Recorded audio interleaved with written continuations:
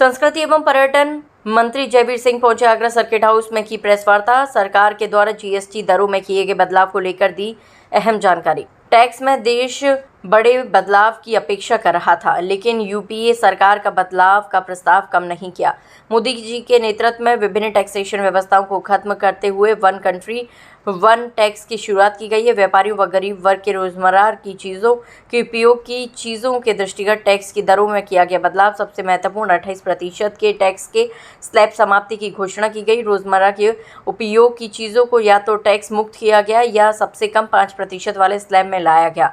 दूध, पनीर, शैम्पू, साबुन, साइकिल, बच्चों का सामान आदि को 5% के स्लैब में रखा गया है। मध्यम वर्गीय परिवारों की जरूरत को देखते हुए टू व्हीलर वाहन, पेट्रोल के छोटे वाहन को 28 से 18% के स्लैब में किया गया है।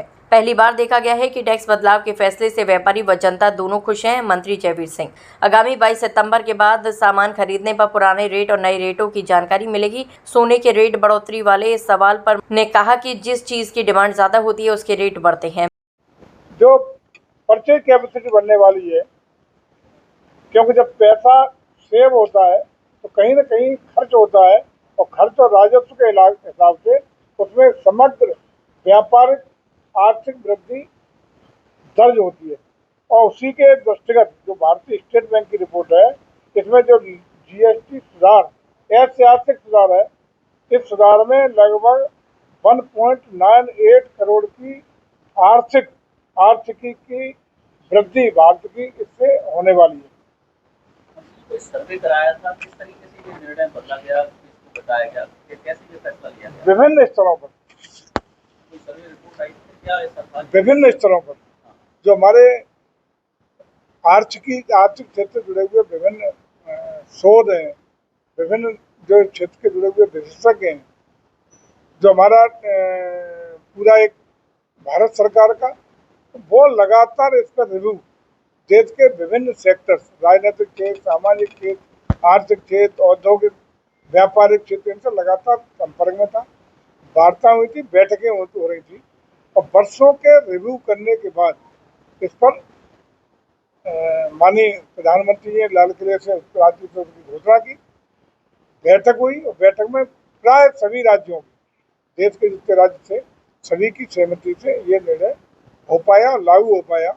और ये दीपावली के लिए बहुत बड़ा तोहफा, दीपावली से पहले जैसे ही हमारा पितृपक्ष समाप्त होगा, शुभ दिनों की शुरुआत होगी, ये 22 तारीख से लागू होने का काम होगा। और आप खुद ही देख रहे होंगे कि आज जो विज्ञापन आ रहे हैं, मोटरसाइकिल इतनी सस्ती, कार इतनी सस्ती, दिवाली का ऑफर मान रहे हैं, दिवाली का ऑफर, देख बम्पर ऑफर, रोज आए दिन देख रहे होंगे। सभी औद्योगिक क्षेत्र के जितने भी टैक्स घटे हैं, तो लाभ आप देखिए, गाड़ी कार इस मॉडल पे इतना रुपया की कमी हुई, मोटरसाइकिल इतने रुपए की बचत, इतने का ऑफर। व्यापारियों को फीडबैक आपको मिल रहा है? निश्चित रूप से इतने व्यापारियों की तो पक्की दिवाली। आम देखिए, सबसे पहली बार ऐसा लगा है कि जिससे व्यापारियों का हित भी सुरक्षित, जिससे आम जनता का हित भी सुरक्षित, जिसमें सर्वाधिक मिडिल क्लास के हितों का संरक्षण करने का काम हुआ है। और जो सेविंग होगी, ये देश की इकोनॉमी के लिए, देश की जीडीपी के लिए भी एक महत्वपूर्ण होने वाली है। ये भी इससे आकलन भारतीय स्टेट बैंक की रिपोर्ट आई है, विभिन्न आर्थिक जो विशेषज्ञ हैं उनकी रिपोर्ट का भी मानना है कि इससे सरकार के टैक्सेशन में भी वृद्धि होगी और आम लोगों के इससे राहत मिलने का काम होगा। तो ये ऐतिहासिक निर्णय लेने की अगर हिम्मत कोई जुटा सकता है तो तभी हो सकता है कि मोदी है तो मुमकिन है। उसी दिन आपने देखा होगा, बीच में माननीय वित्त मंत्री का बयान भी आया था। उन्होंने कहा कि हर जो सरकार का निर्णय, इसका लाभ आम उपभोक्ता तक हर हालत में पहुंचे, ये हम सुनिश्चित कराएंगे। इसके लिए अभी तत्काल एक निर्णय लिया गया, आपने अखबार में भी पढ़ा होगा, कि जो भी अब 22 तारीख के बाद जो आपको माल मिलेगा, जो भी प्रोडक्ट मिलेगा, पुराने वाले रेट, उसका टैक्स के बाद कुल खुदरा मूल्य, और इधर नए टैक्सेशन रेट के बाद नया खुदरा मूल्य, दोनों छपे होंगे इसमें। पहले क्या था और नए पे आप कितना मिले, ताकि साफ दिखाई पड़े कि सरकार की टैक्सेशन के रिव्यू के बाद अब हमें इतने मिल रहा है, इससे पहले इतने का था, ताकि बीच में किसी प्रकार का घालमेल कोई भी मैन्युफैक्चरर कोई भी बीच का बिचौलिया, कोई भी व्यापारी न कर पाए, इसके लिए भी बहुत कड़ी व्यवस्था, टाइट व्यवस्था करने का काम कर रहा है, ताकि इसका लाभ सीधे आम उपभोक्ता तक पहुंच सके। बाजारों को लेकर कोई बैठक की आज आप?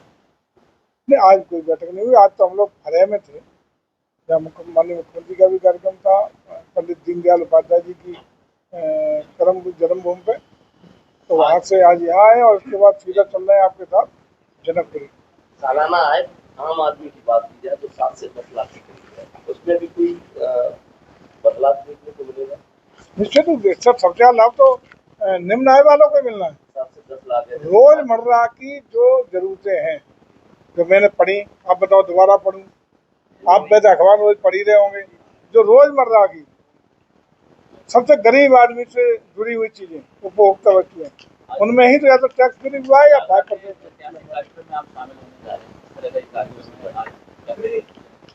भव्य अलौकिक आगरा के इस कार्यक्रम में, जिसका ऐतिहासिक माना जाता है कि आगरा की राम बारात पूरे हिंदुस्तान की अग्रिम पंक्ति के सबसे बड़े कार्यक्रमों में एक आगरा का कार्यक्रम होता है। तो हम लोगों का सौभाग्य है कि उस कार्यक्रम में हम लोगों को भागीदारी करने का अवसर मिला है। और वैसे भी यही पुनीत अवसर भारत की सनातन संस्कृति, सनातन मान्यताएं, परंपरा, संस्कारों को एक सूत्र में पिरो के उसको संवर्धन देने का काम करते हैं। यही एक ऐसी संस्कृति है जो भारत को एकजुटता के साथ अखंड भारत का सपना पूरा करने का काम करती है। यही भगवान राम की राम राज्य की स्थापना को जो परिकल्पना हम लोग करते हैं, उसको मूर्त रूप देने का हम लोगों के भावना भी पैदा करती है और साकार स्वरूप देती है। यही राम राज्य की परिकल्पना सामाजिक ताना बाना और आर्थिकी को मजबूत करने का काम करती है। और इसी भगवान राम की जो सनातन संस्कृति है, जो मूल है, वो कहते हैं कि राम राज्य आ गया।